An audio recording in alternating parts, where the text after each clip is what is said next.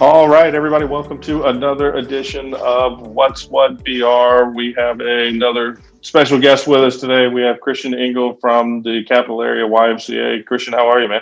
I'm doing good. How are you doing today, Brandon? It's hot. It's really Yes. stinking hot. Hot and wet. Yeah, hot, wet, humid. It's South Louisiana. Yes. Yes, So it we're about to is. hit July. So Yeah. At least just tell today's me, the first day. is it the first day? First day, June 22nd. Summer solstice? Is that what they That's call it or right. something like that? Yep. That's right. That's scary because I thought every year, I swear, it gets hotter and hotter and hotter. But Right. That's right. I don't know. So tell me, how long, for anybody to know, how long have you been over at the Y? So I have been with the YMCA for 31 years, but I have been in Baton Rouge now just over 4. So Wow. May 1st was actually 4 years. There you go. So Yeah. we're our publications are 31 years. So There you've you been at the go. Y as long as we've been, Right. talking to families. I like it. That's a young magazine then. Yeah, very young, very infancy. That's right. It's, That's right. celebrating the 11th anniversary of our 20th year. So That's awesome. I love it. That's right.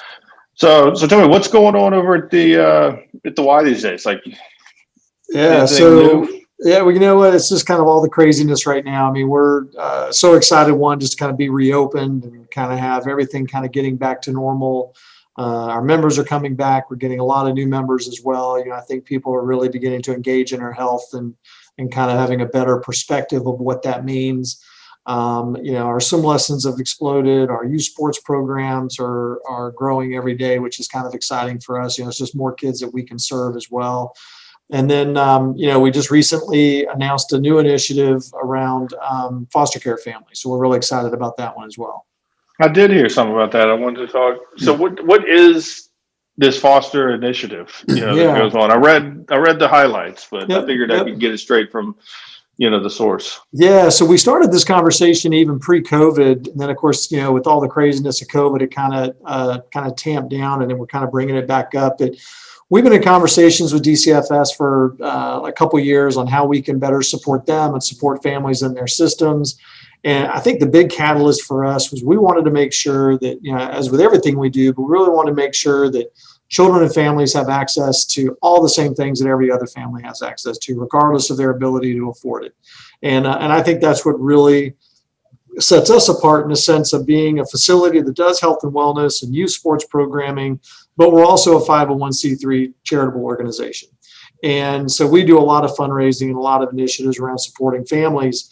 And we kind of looked at this and said, you know what, here's a group of families and a group of children who are either children who are in very unique situations or grandparents who have now taken on raising their children and have, gone through the foster care system for that. And just really looking at how can we support those youth and how can we support those families. And for us, the easiest way to do that was to help them financially. So we've raised a few dollars, which is allowing us to provide some significant scholarships and financial assistance. So, that these kids can get access to swim lessons, they can get access to youth sports programming, they can come to summer camp. And then even as a family, if they want, they can join the Y at a reduced cost as well.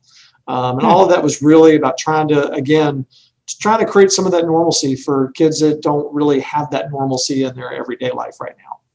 No, I can imagine. That's the key, right? It's, kids need that structure. They need normal. And Yep.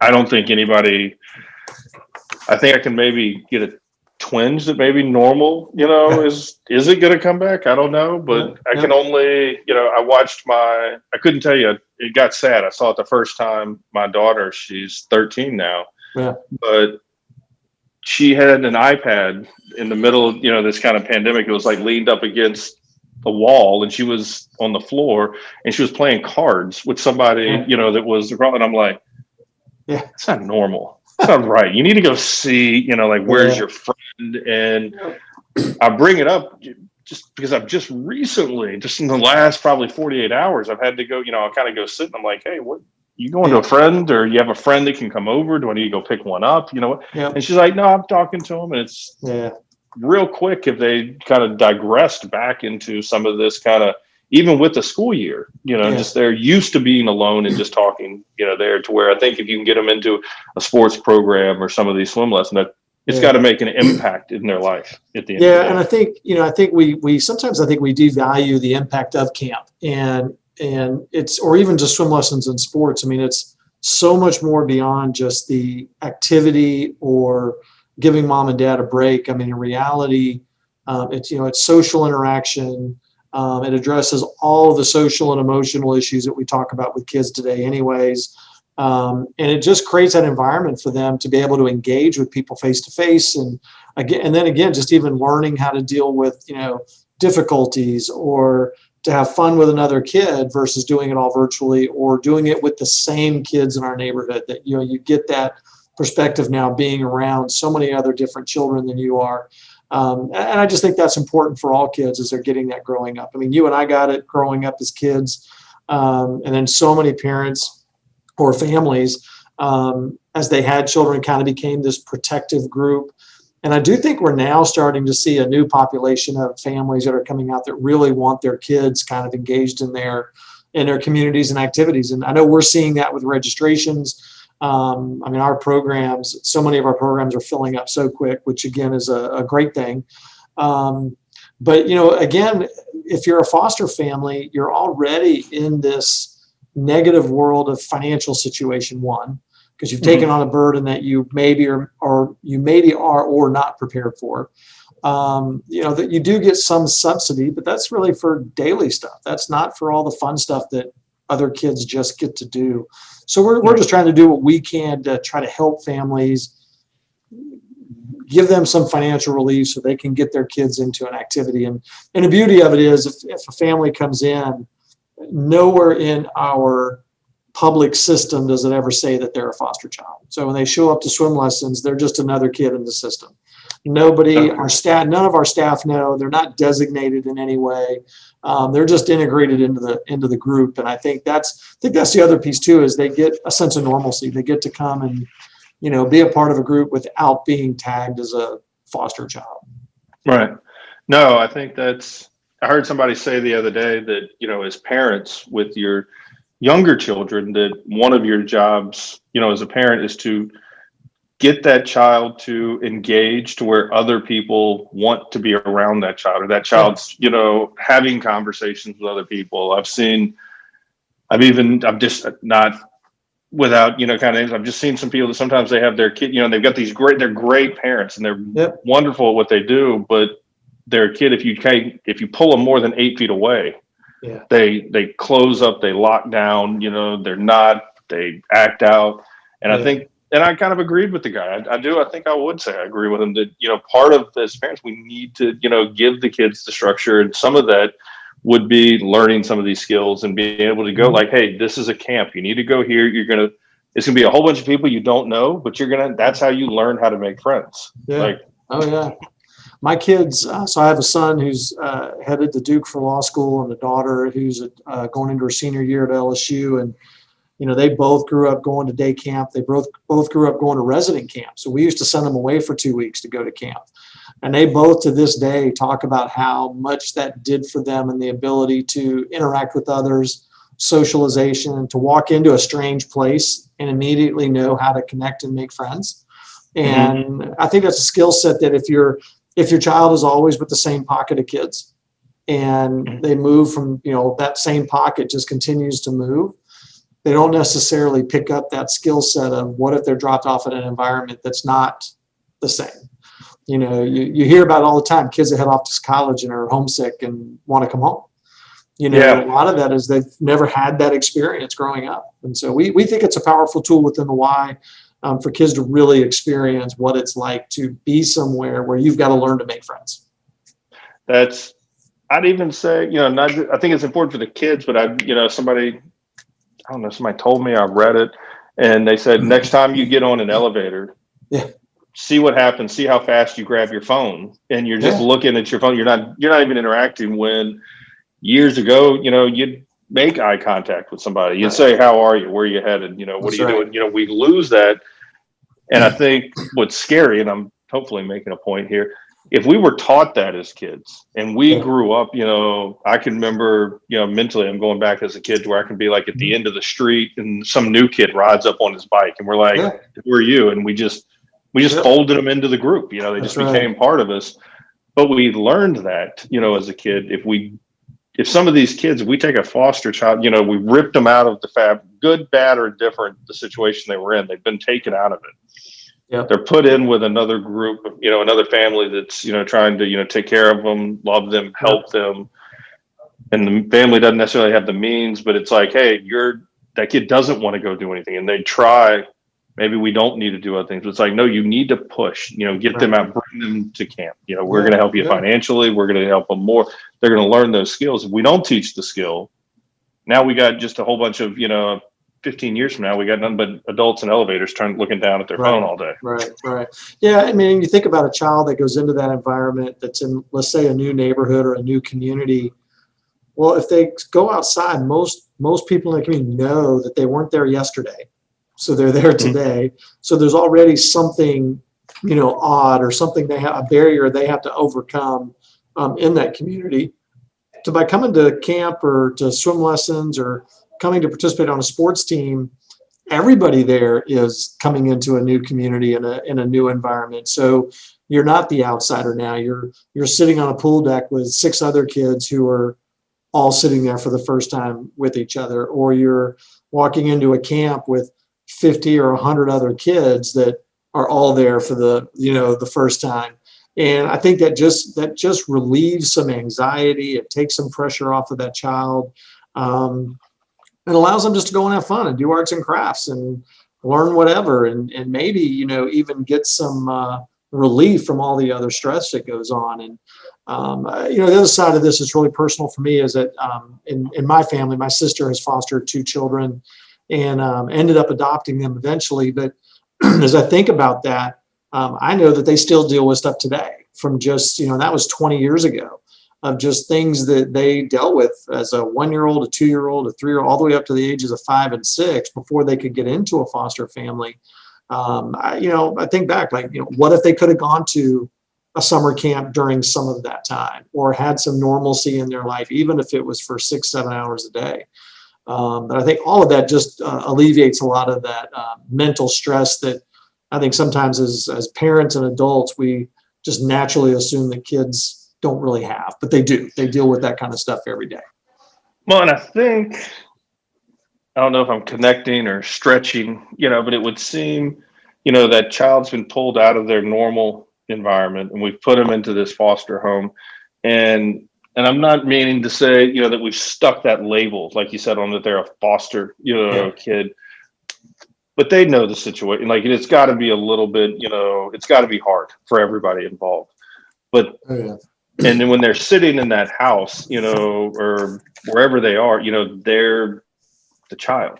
If you can get them onto a field, they're just like one of the other kids, even if it is, for a day in camp, there's, like you said, there's no special badge that they get. There's nothing there. They're just another one of the kids, and they've forgotten, hopefully, even the place that they've gone to, the foster home is better.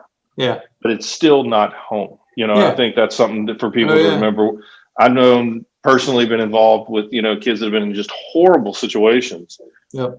That's theirs, like they own it. Like, they know that's my house. Yeah. And it's like, well, no, even though that's bad for you, we've got to take you out of it. They still want to go back. But if you can put them into a camp with a whole bunch of kids and get them to forget about, their original place, the foster home, they're making some new friends. Yep. Now we're applying normal back at the end of the day. Yeah. And I think too, it's, and again, we look at things and we think that, well, what impact would my child have on that child? And there's a whole level of success patterns you can see when you take children that are coming from a balanced home and children that are coming from maybe a struggling home, that the balanced home kids actually elevate the other kids because they give them something to kind of strive towards or to kind of see what could be. And, again, socially and emotionally, that helps these children.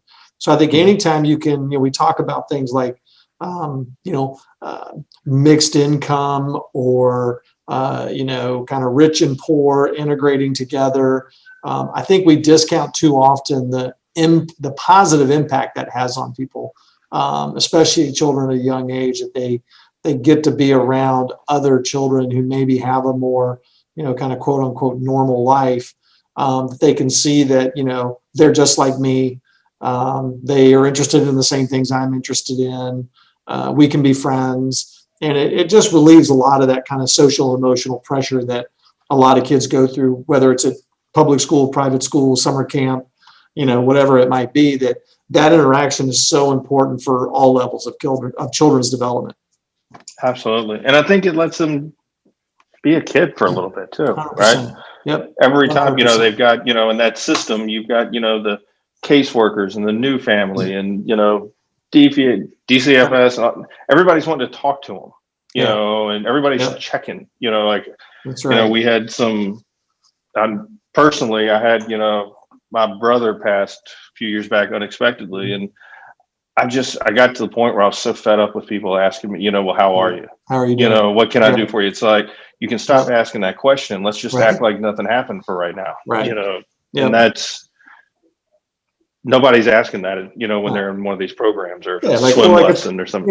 You're going to go hang out with your buddies. You just want to go hang out with your buddies. You kind of want to forget everything else that's going on in your life. And when people keep bringing it up, you don't get a chance to just escape. And again, I think our whole point of kind of going into this was to allow that opportunity.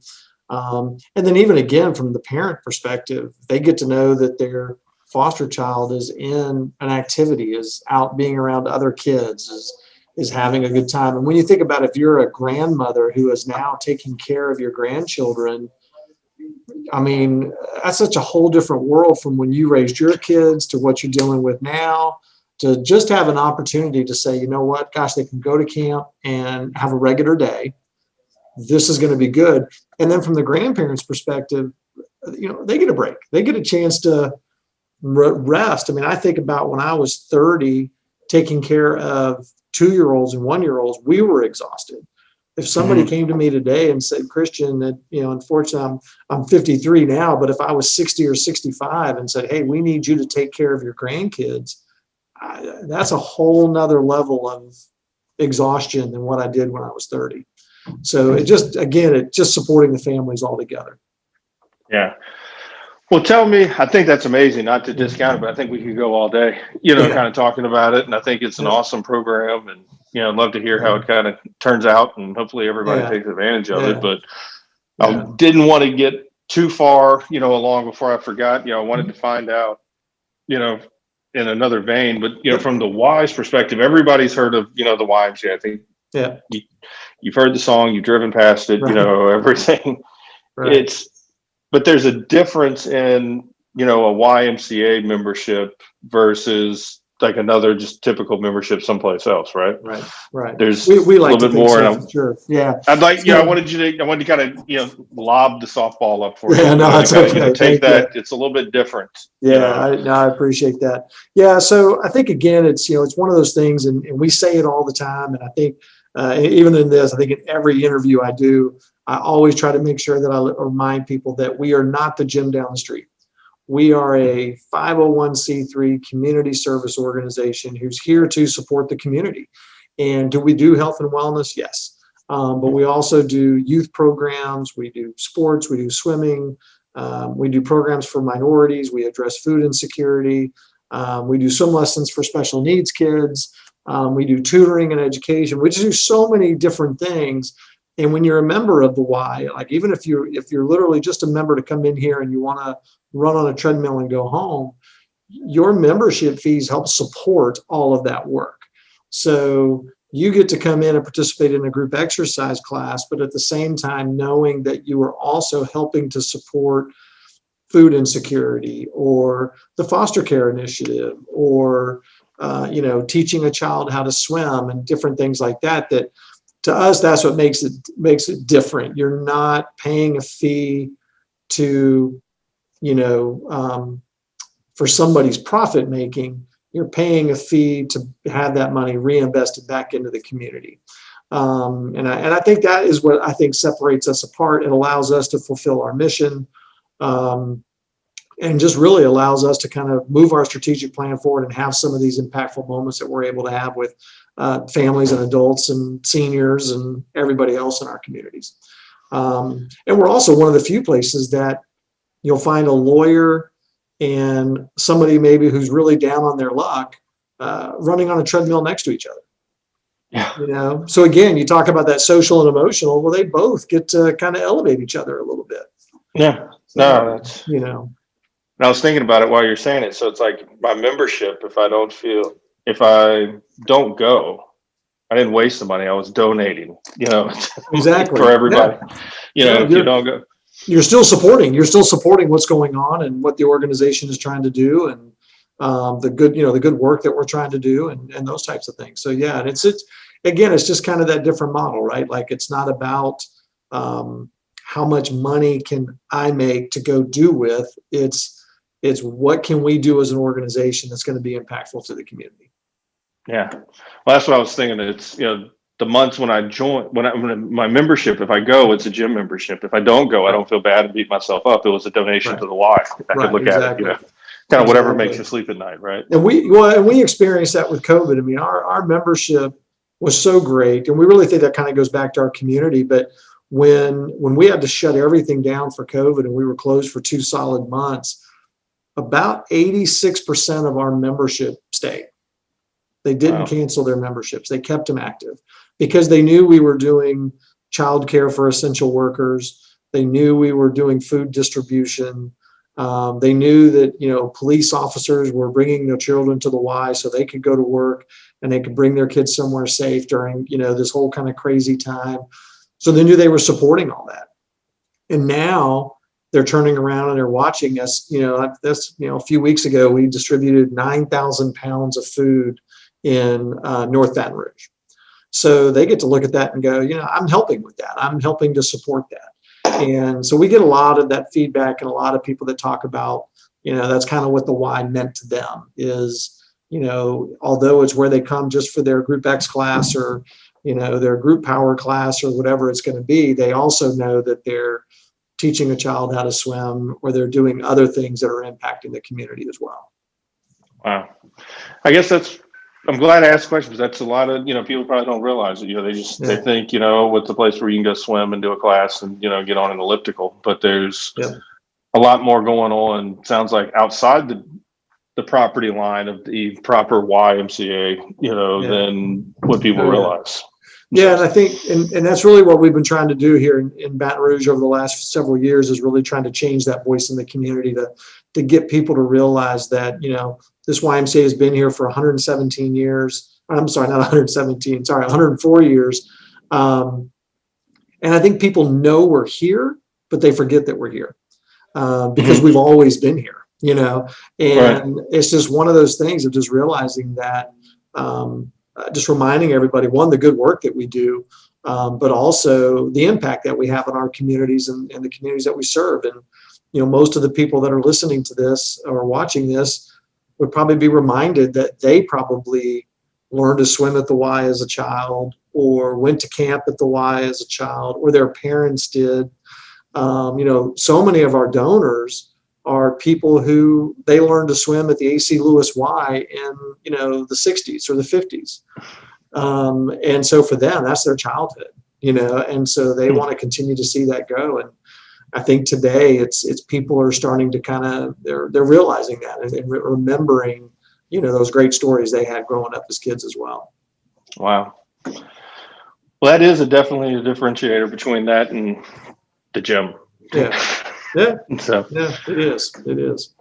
Well, that's awesome. Well, I always tell everybody they've got more important people to talk to and things to do than to sit around and talk to me all day. So I appreciate you making a little time for us to kind of fill us in on this. I think this is